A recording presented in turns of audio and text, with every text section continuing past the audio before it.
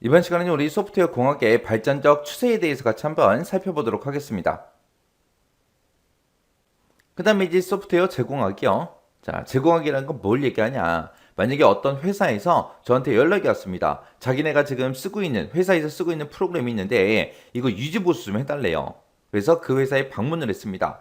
이 프로그램 사용한 지 얼마나 됐어요? 물어보니까 한 15년, 20년 정도 됐대요. 그래서 이제 어떤 부분이 이제 문제가 생겼냐 이제 물어보고 이 프로그램과 관련된 이제 문서를 좀 주세요. 그랬더니 그것도 없대요. 그러면 이 프로그램 개발한 사람은 어디 있어요? 물어보니까 그 사람도 이제 회사를 그만뒀대요. 그러면 그 회사에는 프로그램과 관련된 그런 문서가 됐든 우리 개발자가 됐든 이런 사람들이 있다 없다? 지금 현재는 전부 다 퇴사하고 없더라. 그러면은 저는 어쩔 수 없이 뭘 해야 돼요? 그 소스 코드를 보고 전부 다 이제 파악을 해서 유지보수를 해줘야 돼요. 그래서 힘들게 막 몇 시간 동안 집중해서 막 보고 봐서 한 2, 3일 정도 걸려서 유지보수를 겨우겨우 끝냈습니다. 그리고 나서 그냥 집에 오면 돼야 안 돼? 안 돼요. 왜? 다음번에 또 유지보수가 또 들어올 수도 있잖아요. 그래서 그 회사 이제 관계자는 이제 얘기를 했어요. 다음번에 또 유지보수 할 때 날 쓸 거냐 물어보니까 쓰겠대요. 그러면 이제 계약서를 쓰자. 그렇게 얘기하고 이제 계약서를 써요. 쓰고 나서 이제 뭐 하면 돼요? 저는 다음번에 또 유지보수하러 갔을 때 또 2, 3일 동안 또 밤새 가면서 또 그렇게 유지보수를 하면 안 되니까 그 소스를 가지고 그 프로그램 소스를 가지고 뭘 만드냐? 문서를 만드는 거예요. 프로그램과 관련된 그런 문서, 유지보수 그런 것들을 우리가 만들면 돼요. 원래는 우리가 프로그램을 만들 때 문서를 보고 소스 코드를 이제 구현하잖아요. 근데 이번에는 거꾸로 하는 거예요. 소스만 가지고 이제 문서를 만드는 거예요. 이런 걸 보고 우리가 뭐라고 부르냐? 역공학이라고 하는 거예요. 역공학. 근데 이제 내가 이 문서를 만들다 보니까 비효율적인 그런 코드들이 너무 많아요. 그래서 그것들을 이제 간단하게 전부 다 조금씩 이제 수정을 합니다. 그래서 우리가 문서를 먼저 수정을 하고 문서를 가지고 수정을 하고 그 문서 수정한 걸 토대로 해서 이제 소스도 이제 수정을 하면 되겠죠. 그때 이제 문서 수정을 하고 나서 그걸 보고 이제 소스 수정을 하는 걸 보고 우리가 제공학이라고 하는 거예요. 제공학.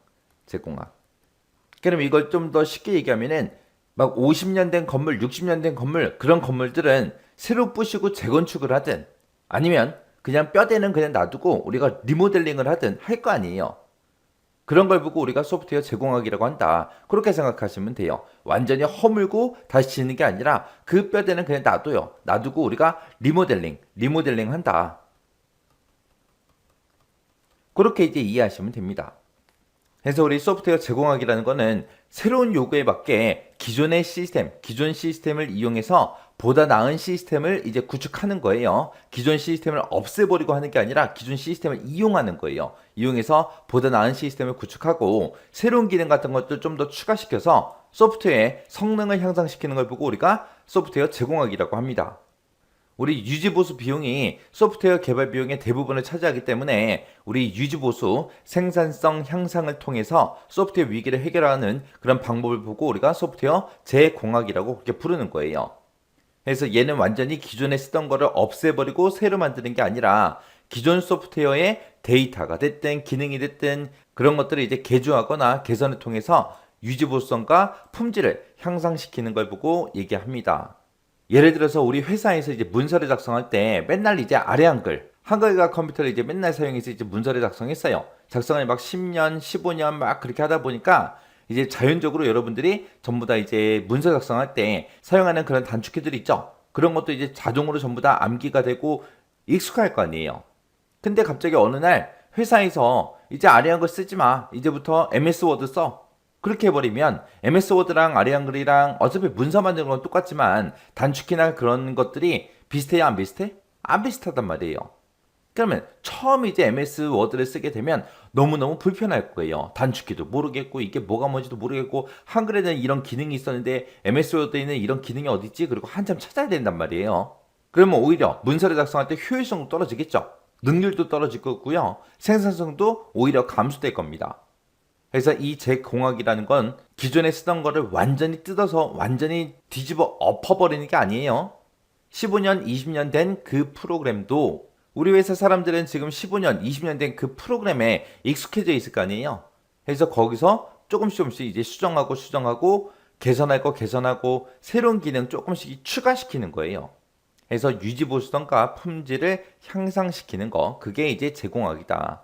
해서 제공학의 이점을 보게 되면 품질을 이제 향상시킬 수 있고요. 생산성이 증가될 수도 있고, 그리고 수명 연장 되고요. 그리고 오류 같은 것도 이제 있으면 그런 것도 이제 감소시키겠죠. 이런 게 이제 우리 소프트웨어 제공학의 이점이다.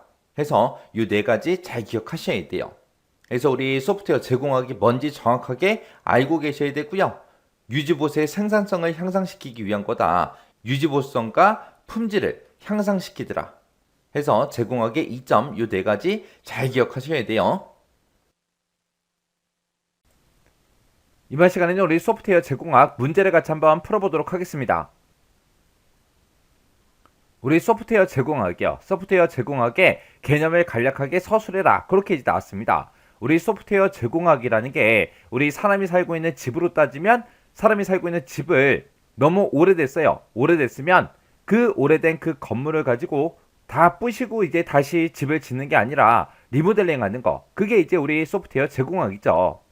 그래서 우리 소프트웨어 제공학이라는 거는 기존 시스템을 이용해서 보다 나은 시스템을 이제 구축하고 새로운 기능을 이제 추가시켜서 소프트웨어의 성능을 이제 향상시키는 거. 그걸 보고 우리가 소프트웨어 제공학 그렇게 이제 부르는 거죠.